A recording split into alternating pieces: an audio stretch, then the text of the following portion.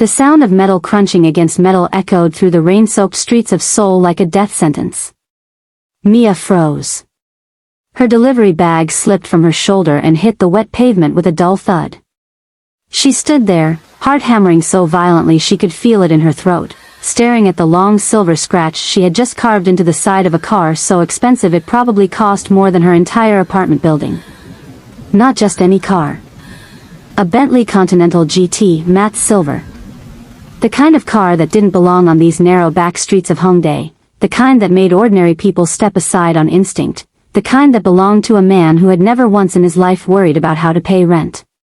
No, no, no, no, Mia's voice cracked as she grabbed her old bicycle, the one with the loose front wheel and the basket she'd duct-taped back together 3 times, the one that had just swung sideways in the rain and dragged its rusted handlebar across the door of this magnificent machine like a key across a chalkboard. She pressed both hands to her mouth. The scratch was deep. Angry. Ugly against all that perfect silver. Mia Kim was 23 years old. She worked 3 jobs. She had 47,000 won in her bank account, which was approximately enough to buy a very sad lunch, and she had just damaged a car that probably cost 400 million won. She was going to die today. And before she could even think about running, the door opened. He stepped out of the driver's side, and the universe, with its terrible sense of humor, chose that exact moment for the rain to ease into a soft mist, as if even the weather wanted her to see him clearly. He was tall. Dark hair slightly damp, falling across his forehead with the kind of effortless perfection that usually only happened in advertisements. He wore a black dress shirt, collar open at the throat, sleeves rolled to his elbows despite the cold. His jaw was sharp enough to cut glass, and his eyes, dark and unreadable and devastatingly calm, moved from the scratch on his car to Mia's face with the slow, deliberate patience of a man who had never once been surprised by anything. He said nothing. Just looked at her. Mia's entire body was shaking, and she wasn't sure if it was the cold or the fear or both. She started. I'm so sorry, I didn't. The wheel, my bike, it's been loose and I've been meaning to fix it and the road is wet and... She stopped herself because she was rambling and she knew it, and rambling in front of a man like this felt like bleeding in front of a shark. I'll pay for it, she said instead, lifting her chin with a steadiness she absolutely did not feel. I don't know how, but I will. I swear. He looked at her for a long moment. Then he did something she did not expect. He almost smiled. Not quite. Just the faintest shift at the corner of his mouth, like the idea of a smile, like he'd considered it and stopped himself. You'll pay for it, he repeated. His voice was low, quiet, the kind that didn't need to be loud to fill an entire street. Yes, Mia said firmly, even though her knees were dissolving. This car, he said slowly, glancing back at the Bentley, costs more than most people make in a decade. I know. And you'll pay for it. I said I would. He looked at her again, and this time something shifted in his expression. Not pity. Not amusement. Something more complicated than either of those things. Go home, he said. Mia blinked. What? You're soaked. You're shaking. Go home. She stared at him. You're not going to call the police? Should I? I scratched your car. Yes, he agreed, as if she'd pointed out something mildly interesting. You did. He pulled out his phone, took a photograph of the scratch with the detached efficiency of someone completing a checklist, then looked back at her. What's your name? Something cold moved through her chest that had nothing to do with the rain. Why? Because I want to know who scratched my car. She hesitated. But there was something in his directness, something that felt almost safer than the alternative of lying to a man like this. Mia, she said. Mia Kim. He nodded once, slid his phone into his pocket. Hyun Jae, he said. Kang Hyun Jae. And then he got back into his Bentley and drove away. Mia stood in the rain for a full 30 seconds, completely unable to process what had just happened. She didn't know his name. She didn't know why he'd let her go. She didn't know what the photograph meant or whether she should be relieved or terrified. She grabbed her bag, got back on her broken bicycle, and pedaled away like the answer might be somewhere at the end of the street. It wasn't. But the morning would bring something far worse than an answer. The morning would bring him to her door. If you're already hooked on this story, do yourself a favor and hit that like button right now, because we are just getting started, and I promise you, this one is going to break your heart and put it back together in the best possible way. Mia shared a small apartment in the older part of Mapogu with her younger sister Sue, who was 17 and studying for university entrance exams with the kind of focused desperation that made Mia work every hour she could to make sure that dreams stayed alive. Their mother had died 2 years ago. Their father had disappeared long before that. It was just the two of them, and Mia carried that weight with both hands and never once put it down. She had 3 jobs. Daytime deliveries for a food platform. Evening shifts at a convenience store 3 nights a week. And weekend work at a small laundry service in the neighborhood. She slept 5 hours a night on a good week and told Sue she was fine every time her sister looked at her with worried eyes. She didn't tell Sue about the car. She didn't tell anyone about the car. She told herself the man, Hyun Jae, had let her go because the scratch wasn't serious enough to bother with. That he was rich and generous and that was the end of it. She almost believed herself. Until 9:45 the next morning when someone knocked on her door. She opened it in her delivery uniform, bag already on her shoulder, expecting her downstairs neighbor who sometimes borrowed salt, and instead found a man in a black suit standing in her hallway like something from a different dimension. He was not Hyun Jae. He was slightly shorter, older, with a professional stillness that felt expensive and faintly threatening. "Miss Kim Mia," he said. Her stomach dropped. "Yes. Mr. Kong would like to see you." She almost laughed. "I'm sorry, what?" "Mr. Kong Hyun Jae. He's asked me to bring you to his office." Mia stared at the man. Then past him at the hallway. Then back at him. "He found out where I live?" The man said nothing. Which was answer enough. Mia thought about saying no. She thought about it seriously, for about 4 seconds, and then she thought about the photograph he'd taken of the scratch and the fact that a man like Kang Hyun Jae almost certainly had lawyers on retainer whose entire job was to make people like her disappear into debt for the rest of their lives. She went. The car that took her was a black SUV so immaculate she was afraid to sit against the seat. They drove for 20 minutes into the heart of Gangnam, where the buildings got taller and colder and more indifferent, and stopped in front of a glass tower that had Kong Group etched in silver letters across the facade in a font so understated it was somehow more intimidating than if it had been enormous. She hadn't looked him up the night before because she'd been afraid of what she'd find. Now, standing in the marble lobby of a building that probably had its own gravitational field, she understood exactly how afraid she should have been. Kang Hyun Jae was not just a rich man. He was the rich man. The 31-year-old CEO of Kong Group, one of Korea's largest private conglomerates, with interests in real estate, hospitality, technology, and several other sectors that Mia learned about in the 45 seconds she spent reading his company's lobby display while the assistant in the suit led her toward the elevator. The elevator opened directly into a penthouse office. He was standing at the window when she walked in, hands loosely clasped behind his back, looking out over Seoul like it was something he was considering purchasing. He turned when he heard her, and for a moment neither of them spoke. In daylight, without the rain and the shock and the adrenaline, he was even more unsettling to look at. Not because he was frightening, exactly, but because he was the kind of person who made a room feel arranged around him, as if everything, the furniture, the light, the air itself, had shifted slightly to accommodate his presence. "You found my address," Mia said, because she needed to say something and that felt safer than anything else. "Yes. That's a little alarming."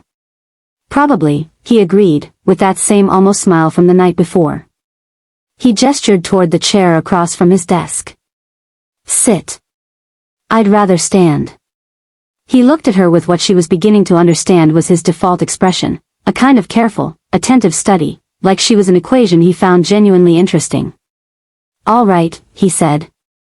He moved to his desk and sat, which she hadn't expected, and somehow that shifted the balance between them in a way she couldn't quite name. He picked up a file and slid it across the desk toward her. She didn't move. "You should look at it," he said. Slowly, she walked forward and picked it up. Inside was a damage report. The scratch would cost 2.8 million won to repair properly, given the custom paint and the specific panel. Mia's vision went slightly gray at the edges. 2.8 million won. She earned about 1.2 million a month, barely, across all 3 jobs. She would need over 2 months of income, every single one of it, nothing for rent, nothing for food, nothing for SUS exam fees, to cover this. She set the file back down with hands that were steadier than they had any right to be. "Okay," she said. He watched her. "Okay? I told you I'd pay. I'll figure it out. Can I pay in installments?" There was a pause. "You're not going to argue?" he asked. "Why would I argue? The number is what it is. I caused the damage." Something moved across his face. Something quick and almost imperceptible. "Most people in your position would argue." "I'm not most people." Another pause, longer this time. "No," Hyun Jae said quietly. "You're not." He leaned back slightly. "I have a proposal." Mia's eyes narrowed. She had watched enough dramas to know that when a powerful man said those words to a woman in his office, the proposal was rarely simple. "What kind of proposal?" "I need someone. I'm a delivery driver." "I know what you are." There was nothing condescending in the way he said it. It was just factual. "I need someone for a specific situation. Someone who is not connected to my world, who is not known in my circles, who can move without attention." He met her eyes. "Someone I can trust precisely because they have nothing to gain from lying to me." Mia stared at him. "I scratched your car yesterday. You don't know anything about me. I know you offered to pay for the damage instead of running when you had every opportunity to run," he said. "I know you work 3 jobs to support a younger sister. I know you've had your electricity disconnected twice in the past year and paid the bill within 3 days both times. I know your credit score is low but your payment history is immaculate when you have the money." He paused. "I know you don't lie even when it would help you." The silence between them was the loudest Mia had ever sat inside. "You investigated me," she said. "Yes." "Last night?" "Yes." She should have been angry. She was angry. But underneath the anger was something else, the strange, disorienting sensation of being seen, really seen, with more accuracy than most people who had known her for years. "What's the proposal?" she said finally. "Work for me for 3 months," he said. "As a personal assistant. Specific tasks. Some of them will be unusual. None of them are illegal." He held her gaze steadily. "In exchange, the repair cost is cleared. And you'll receive a monthly salary of 4 million won." The floor tilted. 4 million won a month. More than 3 times what she currently made. For 3 months. "Why me?" she asked. Because that was the question that mattered. Not the money, not the mystery, not the way her pulse was behaving badly. "Why her?" "Because I need someone the people in my world won't recognize," he said. "And because I think you're the only genuinely honest person I've encountered in a very long time." She looked at him for a long moment. "This is real," she said. "You're serious." "I'm always serious." She believed him. That was the terrifying part. She absolutely believed him. "I have conditions," she said. He almost smiled again. That same ghost of an expression. "Of course you do. My sister doesn't know anything about this. My schedule stays flexible enough that I can still handle my other responsibilities until I'm sure this isn't going to collapse under me. And if I'm ever asked to do something that crosses a line I'm not comfortable with, I walk. No debt, no consequence." He considered her for exactly 3 seconds. "Agreed," he said. And that was how Mia Kim, delivery girl, 23 years old, 47,001 to her name, walked into the world of Hyun Jae. She had no idea what was walking in with her. The first week was strange and overwhelming and nothing like what Mia had imagined, mostly because she'd imagined something dramatic and instead found herself in a world of extraordinary, ruthless routine. She arrived at the Kong Group Tower each morning at 8. She was given an office on the same floor as Hyun Jae's, smaller and without the view, but with a desk that was cleaner than anything she'd ever worked at. She organized meeting files, managed scheduling conflicts his existing team somehow kept failing to resolve, and accompanied him to 2 business lunches where she sat quietly, observed, and afterward gave him her honest assessment of the people across the table. Park from Dae-shin is lying about the revenue projection, she said after the first lunch, in the elevator on the way back up. Hyun Jae looked at her. Yes. What made you say that?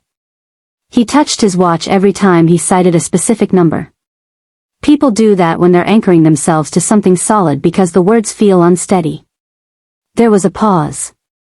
I've had analysts watch that man for 6 months, Hyun Jae said slowly. And you figured it out over soup. Mia shrugged. I've spent 4 years reading people who are trying to avoid tipping. He said nothing to that. But something in the way he looked at her changed after that moment, shifted with a weight she felt but couldn't quite name. By the end of week 2, she understood several things. Hyun Jae was brilliant in the particular way that dangerous people are brilliant, not showy, not performative, but quietly methodical in a way that made everyone around him feel like they were always one step behind and didn't quite understand why. He was also, beneath that extraordinary composure, carrying something heavy. She didn't know what it was yet. But she could feel it the way you feel weather changing, a pressure shift, a drop in temperature, something that told you a storm had already started somewhere even if the sky above you was still clear. She found out what it was on a Thursday evening, when she stayed late to finish a file and walked past his office to find the door slightly open and heard a voice she didn't recognize. A woman's voice. Low. Controlled. But edged with something sharp. You cannot keep pretending that what happened with father's estate doesn't affect you, the woman said. The board is already moving, Hyun Jae. Minister Cho has made contact with Chairman Lim and if you don't. I'm handling it. You've been handling it for 6 months and we're running out of time. If Lim acquires enough shares through the proxies. I said I'm handling it, Yuna. A silence. You need to be seen, the woman said. At the gala next week. You need to be seen as stable, grounded, socially present.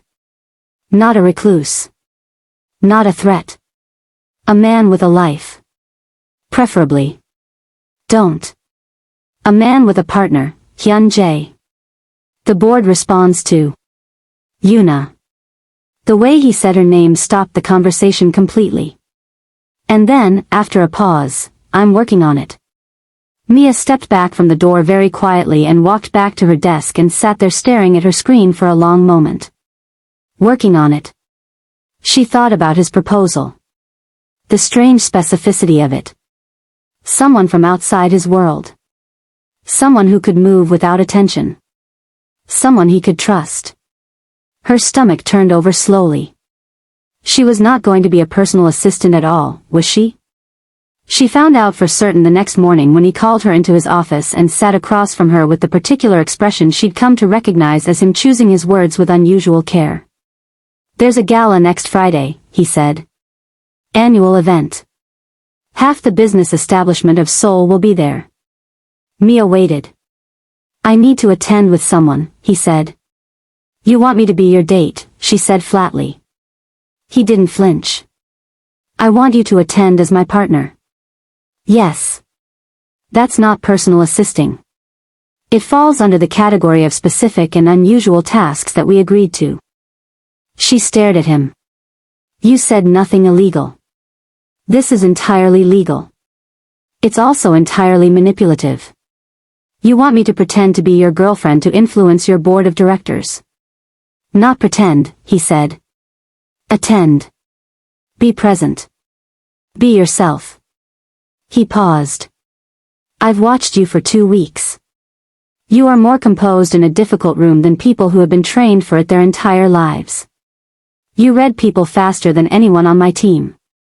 And you are completely immune to being impressed by wealth or status, which means no one in that room will be able to manipulate you. Mia leaned back. Is that actually a compliment, or are you just making the job sound more appealing? Both, he said. And this time, for the first time, he actually smiled. Not the ghost of one.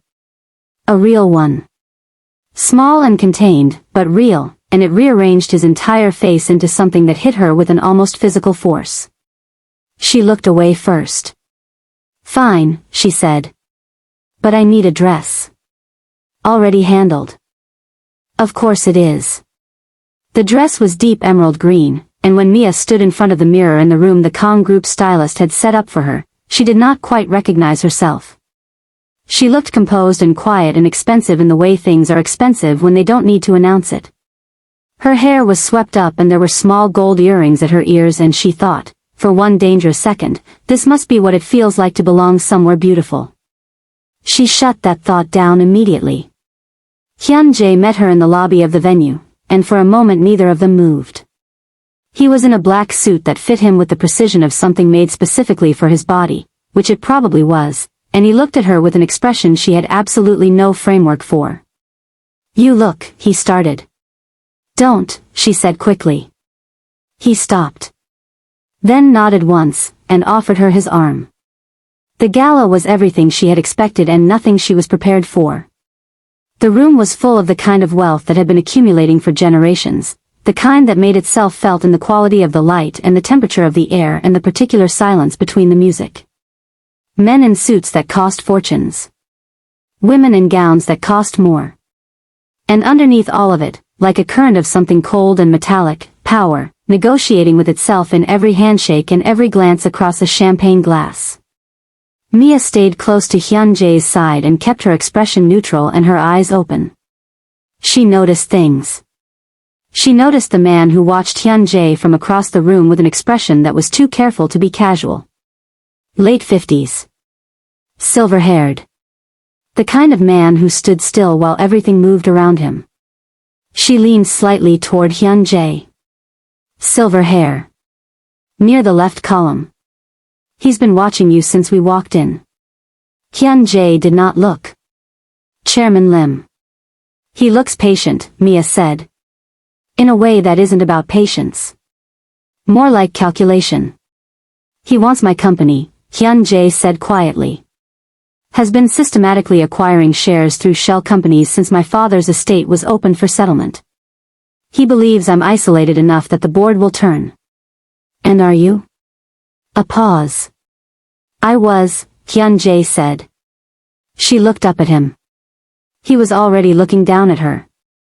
And the proximity, the warmth of his arm under her hand, the low noise of the room around them creating its own kind of privacy, made her breath do something inconvenient. She looked away again. The evening passed in careful exchanges and observed conversations, and Mia did exactly what she was there to do. She was warm and grounded and attentive in the ways that mattered and unimpressed in the ways that would register, and she watched the room read her and recalibrate its assessment of Kang Hyun Jae based on what they saw standing beside him. It was working. She could feel it working the way you feel a tide changing. What she did not feel, until it was too late, was the woman approaching from her left. Hyun Jae. The voice was polished and cold, and the woman attached to it was devastating in the particular way that beauty combined with carefully constructed cruelty can be devastating. Late 20s. Dark hair, flawless styling, a red gown that understood exactly what it was doing. Eyes that moved from Hyun Jae's face to Mia's with the speed and precision of someone calculating threat level. "Co Rina," Hyun Jae said. His voice had shifted, just slightly. Gone more neutral. More guarded. "I didn't know you were bringing someone," Rina said, and her smile as she turned it to Mia was the most beautifully hostile expression Mia had ever seen. "I don't believe we've met." Mia said. She did not offer a last name. She did not offer anything beyond a calm direct look that she hoped communicated absolutely nothing. Mia, Rina repeated, drawing the name out slightly, tasting it for information. And how do you know Hyun Jae? He crashed into my life, Mia said simply. Or I crashed into his. We haven't quite agreed on which version is accurate. There was a half-second of silence and then Hyun Jae made a quiet sound that, in anyone else, she would have called a laugh. In him it was barely a breath, but she felt it and it did something warm and inconvenient to the center of her chest. Rina's smile tightened by a fraction. How charming, she said. She placed one hand briefly on Hyun Jae's arm. Don't forget we have things to discuss, Hyun Jae. Important things. Her eyes moved to Mia once more, and whatever message they were sending arrived clearly. It was lovely to meet you, Mia. She moved away into the crowd and Mia stood very still. Who is she? She asked, though she already had the outline of the answer. My ex-fiancée, Hyun Jae said. And if you think that's complicated, trust me, it's about to get so much worse. If you haven't subscribed to this channel yet, now is the time, because we have stories like this one dropping regularly and you do not want to miss a single one. Rina was not simply an ex-fiancée. She was, Mia learned over the following week as pieces began assembling themselves with the horrible clarity of a puzzle you don't want to finish, the daughter of Minister Seo, who sat on two of Kong Group's subsidiary boards. She and Hyun Jae had been engaged for 2 years and the engagement had ended 8 months ago, 4 months before Kong Group's chairman, Hyun Jae's father, had died. The ending of the engagement was not public and not clean. And Rina, Mia began to suspect with a growing coldness in her stomach, had not accepted it. She noticed things at the office. Small things. A florist delivery to Hyun Jae's assistant with no sender card. An invitation to a private dinner that appeared on his schedule and that he quietly removed. The way his expression closed like a door every time her name came up in conversation. But she also noticed the larger thing, the thing she had not expected to notice at all, which was the way she had begun to feel in his orbit. It had started small. The way their conversations had lengthened, from clipped exchanges about files and schedules into something with more texture, more silence, more space. The way he had started leaving coffee on her desk in the morning without comment. The way he occasionally appeared in the doorway of her office at the end of the day as if he'd passed by accidentally, but then stayed to talk for 20 minutes about nothing in particular. She knew what it was. She refused to name it. Naming it would make it real, and real things in this world, Mia Kim's world, had a way of being taken away. What she could not refuse, what forced itself into reality without her permission, was the evening in his office when she stayed late to review the share transfer documents that had arrived from his legal team, and she found something that made her go very still. Buried in the transfer history of 3 subsidiary companies was a pattern she recognized from the way numbers had moved. Small acquisitions. Staggered timing. All pointing toward a single beneficiary entity whose name she didn't recognize. She took a photograph with her phone and sat with it for a moment, deciding. Then she knocked on his office door. He was still at his desk. It was past 9. He looked up when she entered and his expression asked the question his voice didn't. She put her phone on his desk, photograph facing up. He looked at it. A very long silence. Where did you find this? He asked. It's in the subsidiary transfer files your legal team sent tonight. Buried in the 3rd addendum. She paused. Whoever did this knew what they were doing. It would take a trained eye to spot it, and only if they were specifically looking at the timing pattern. Hyun Jae sat very still. And you spotted it. I've been watching numbers that don't quite add up for most of my adult life, she said quietly. When you're poor you learn to see the math other people miss. He looked at her then, looked at her in a way that was different from every way he'd looked at her before. Not studying. Not calculating. Something more unguarded than either of those, something that made the space between them feel thin and close. That entity, he said slowly, is a shell company. The 4th layer removed from one I've been trying to trace for 2 months. He stood up, moved around the desk, took the phone from the desk and looked at the photograph again. This is the link I've been missing. Whose company is it? He was quiet for a moment. Seo Rina's father, he said. Minister Seo. Mia processed that. So the share acquisition is not just Chairman Lim acting alone, Hyun Jae said. Lim and Minister Seo are coordinating, using the political cover to move without triggering regulatory review. His voice was controlled, but underneath it was something colder, something that reminded her of what he actually was when you stripped the composed surface away. Not just a man with a nice office. A man who had been built for a world with no mercy in it and who was fully capable of operating in that world. She should have been afraid of that. She was aware she should have been. She wasn't. Rina knows, Mia said. It wasn't a question. He looked at her. She came to the gala to assess the situation, Mia said. She wanted to see whether I was real or strategic. She was reporting back. She paused. The dinner invitation that appeared on your schedule last week. Was that from her? His jaw tightened fractionally. Yes. She's trying to re-establish access while her father moves on your shares. Keep you occupied or distracted or, Mia stopped. Or compromise you. If she can get close again and manufacture something that looks like an inappropriate relationship, she controls the narrative and you lose board confidence. The silence this time was complete.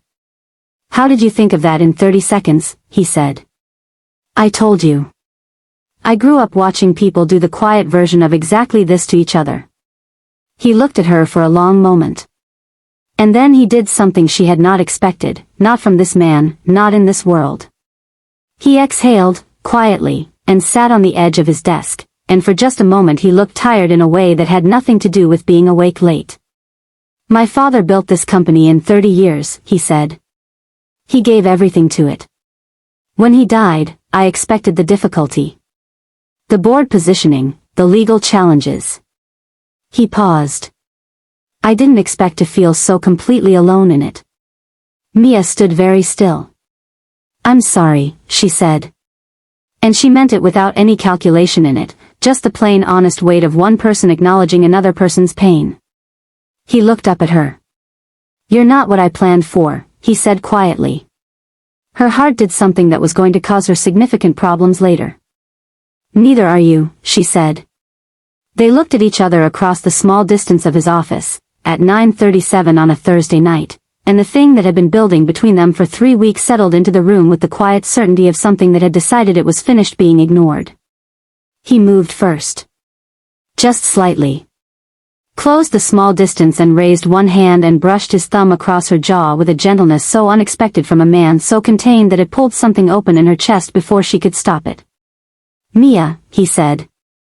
And she said, don't make promises you're building on something that isn't stable yet, because she was Mia Kim and honesty was the only currency she'd ever been able to afford. He dropped his hand. But he didn't step back. Then let me stabilize it, he said. Let me show you it's real. She wanted to say yes. Every part of her that wasn't controlled by caution wanted to say yes immediately and completely. What she said was, then start by taking Rina's bait. He blinked.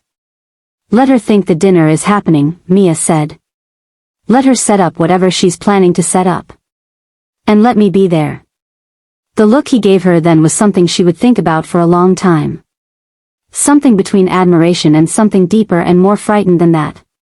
That's dangerous, he said. So is letting her move without watching what she does. A pause. You understand that if this goes wrong. Everything I do goes wrong first, Mia said simply. I'm still here. He watched her for one more moment. Then, all right. The plan was elegant in its simplicity because Mia designed it and simplicity was what she knew. Hyun Jae accepted the dinner invitation through his assistant. The venue was a private restaurant in Cheongdam, the kind where the rooms had doors and the menus had no prices. He arrived alone. He sat at the table and ordered water and waited. Mia was in the bar adjacent to the private dining room, wearing clothes that were deliberately unremarkable, with a drink in front of her that she didn't touch. She had a small device in her ear that connected to Hyun Jae's phone, left on the table with the call running, so she could hear everything. Rina arrived 12 minutes late, which was a calculated entrance, and Mia listened through the earpiece as the greeting happened and the pleasantries were exchanged with the horrible smoothness of people who have practiced pretending at each other for a long time. She listened as Rina moved the conversation gradually, carefully, toward intimacy. The reminder of shared history.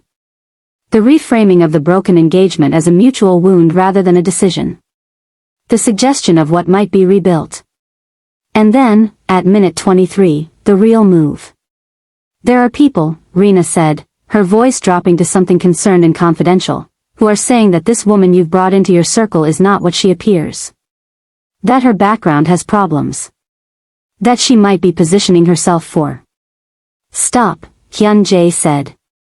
A pause. I'm trying to protect you, Rina said.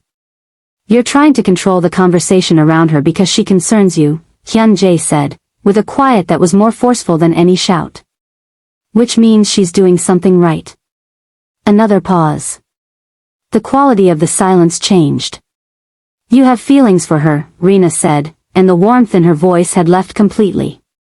What was underneath it was something else entirely. That's not something I'm going to discuss with you, Hyun Jae said.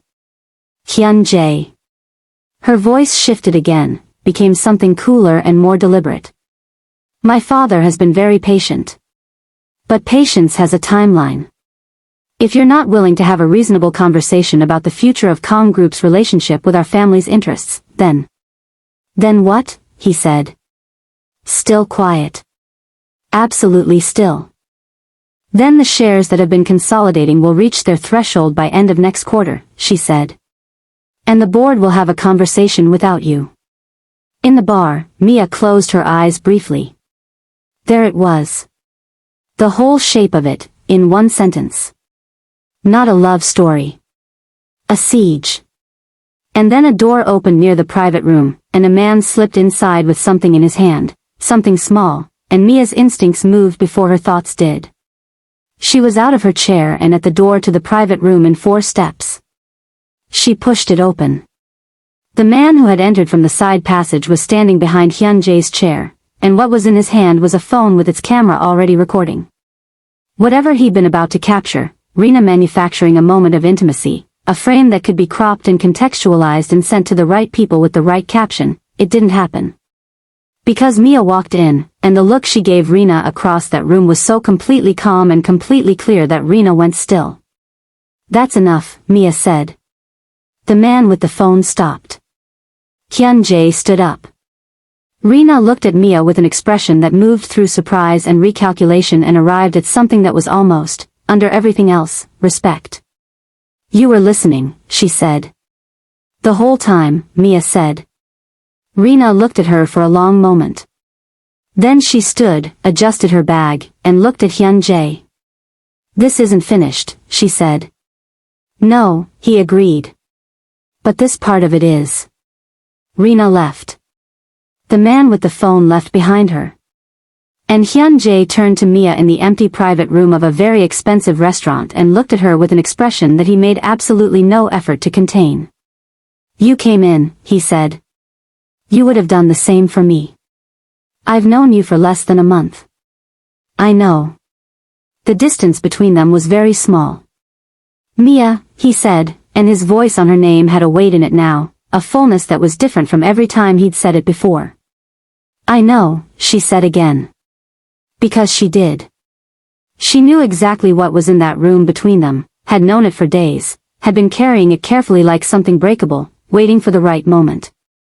And this, improbably, in a restaurant in Cheongdam at the end of a dangerous evening, this was the right moment. He kissed her the way she might have expected him to do everything, carefully, deliberately, with the complete attention of a man who didn't do anything halfway. And she kissed him back the way she did everything, honestly, without performance, without protection. When they broke apart, the room was very quiet. I meant what I said, he murmured, close enough that she felt the warmth of the words more than she heard them. I want to make this real. It already is, she said. But real things, in Mia Kim's experience, had a way of being tested. And the test was coming faster than either of them knew. 3 days later, the story broke.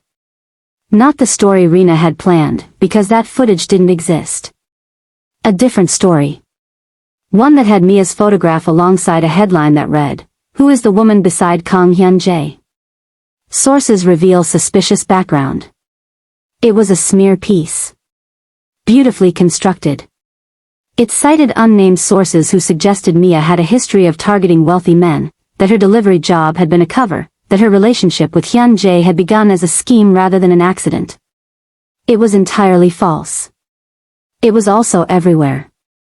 Mia sat in her apartment with her phone in her hands and Sue beside her reading the article with wide, stricken eyes, and Mia felt the particular cold clarity she always felt when things fell apart, not panic, just the settling into what was real and what needed doing. "Is any of it true?" Sue asked. "No," Mia said. Sue looked at her. "The CEO. You're really..." "I'll explain everything," Mia said. "Later. Right now I need to think." Her phone rang. Hyun Jae. She picked up. "Don't apologize," she said immediately. A brief silence. "I was going to say that my legal team is already preparing." "I know. But this isn't your battle to fight for me." "Mia." "It is, however," she said, "an opportunity." Another silence. "Tell me," he said. She took a breath. The article needed information. Real information about my life, my jobs, my finances. Dressed up in false framing, but the details are real. That means someone with access provided them. She paused. "Someone who has been inside your world long enough to have had me investigated the same night you did." The silence from his end had a new quality to it. "There's someone in your team," she said. "Someone who has been feeding information to Rena's side." A very long pause. "My head of security has been with the company for 11 years, he said slowly. "Is he loyal to you or to the company?" A pause. "To the company," Hyun Jae said, and the realization arrived in his voice with the weight of something he should have known sooner. 2 days later, the head of security was removed and an investigation was opened. And 3 days after that, Hyun Jae's lawyers presented the share acquisition documentation to the regulatory board, complete with Mia's discovery of the shell company chain. Minister Seo's office went silent in the specific way that means someone is scrambling. Chairman Lim's share proxy was frozen pending review. And the board of Kong Group, the full board, convened an emergency meeting at which Hyun Jae was not the vulnerable isolated figure they had been presented with for the past several months, but a man with complete documentation of the attempted hostile acquisition, a clear legal strategy, and the kind of composure under pressure that reminded the older members of the table of his father. He won. Not loudly. Not dramatically. Quietly, in a boardroom at 11 in the morning, with papers and numbers and the patient, inexorable force of someone who had not been broken by what had tried to break him. Mia wasn't in the meeting. She was at the desk in her smaller office, reviewing the final monthly settlement of the repair cost that had been wiped from the agreement in the second week, though she'd never asked about it. She was thinking about what came next. What came next was Hyun Jae appearing in her doorway at noon. She looked up. He crossed the room without a word, and for a moment he just stood in front of her desk, and she could see the weight of the morning in him, not burden but the release of it, the way a person looks when something they have been holding for a long time is finally set down. "It's done," he said. "I know," she said. "I got the notification from legal." He almost laughed. Proper, warm, the laugh that had been waiting behind that composed surface for a long time. "Of course you did. Are you okay?" she asked. He looked at her. "I'm not sure how to answer that in a way that doesn't sound," he stopped. "Honest?" she suggested. "Yes," he said. He came around the desk and crouched beside her chair so they were level, which was not something she had ever seen him do, this man who occupied rooms from above, and he took her hands in his with a gentleness that still caught her off guard every time. "I'm not sure how I did any of this without you," he said quietly. "And I'm fairly certain I don't want to find out what any of it would look like without you." Mia looked at him. At this impossible, confounding, complicated man who had pulled her out of her ordinary dangerous life with a car scratch in the rain and into something she had no blueprint for. "You know my apartment doesn't have a view," she said. I know. And Sue is going to have opinions about you. She should. And I'm never going to let you win an argument just because you're richer than a small country. I wouldn't want you to. She looked at him for a long moment. I scratched your car, she said. Yes, he agreed, and this time he smiled completely, fully, without reservation, and it was the most devastating thing she'd ever seen. Best thing that ever happened to me. She leaned forward and kissed him, and he kissed her back, and somewhere in Seoul the city moved through its afternoon with its usual indifference to individual stories, but this one, this particular improbable real one, had found its footing on ground that neither of them had expected and both of them had chosen. Seo Rina was photographed 3 weeks later boarding a flight to Singapore. Minister Seo quietly resigned from both subsidiary boards citing personal reasons. Chairman Lim settled the regulatory matter out of court and did not acquire a single additional share. And Mia Kim, 23 years old, former delivery driver, 3 jobs, 47,001, handed in her resignation from the convenience store and the laundry service with the particular satisfaction of someone who has not won the easy version of anything but has won nonetheless. Sue got into her first-choice university. Mia cried in the bathroom for 6 minutes and then composed herself and made them both ramen and pretended she hadn't. Hyun Jae sent flowers. Enormous, ridiculous, beautiful flowers that barely fit through their apartment door. Mia sent him a text that said, "This is too many flowers." He replied, "I know." She replied, "Don't do it again." He replied, "I will absolutely do it again." And she put her phone down and smiled at the wall of their small apartment for a long time. This is what she had. Not a fairy tale. Not a transformation. Not a delivery girl becoming someone she wasn't in order to deserve something better. Just Mia Kim, exactly as she was, finding someone who saw exactly that and chose it completely. That's the only love story worth telling. If this story moved you, if it kept you company, if it made your heart do something it needed to do, then please subscribe to this channel and hit the bell so you never miss a story. Leave a comment below and tell me your favorite moment from today's story. I read every single one. And share this with someone who loves a good love story, because good stories are always better when they're shared. Thank you for watching, and I will see you in the next one.